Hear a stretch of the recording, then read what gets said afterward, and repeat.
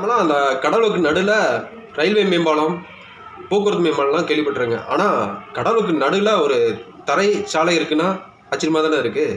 ஆமாங்க, இப்படியாப்பட்ட ஒரு வினோதமான ஒரு கடல் பிரான்ஸ் நாட்டில் அண்டார்டிகா பெருங்கடல் நடுவில் இந்த கோயிஸ் டு பாசேஜுங்கிற ஒரு சாலை தாங்க இருக்குது. வினோதமான சாலையில் அப்பப்போ வந்து இந்த கடலோட சீற்றம் அதிகமாக இருக்கனால இந்த சாலை வந்து ஒரு 13 அடி ஆழத்துக்கு மூழ்கும் அபாயமும் இருக்குங்க. இதனால் இந்த இந்த சாலையை கடக்கிறவங்களுக்கு இந்த முன்னாடி ஒரு பலகையில் எச்சரிக்கை பலகையை வச்சுருப்பாங்க.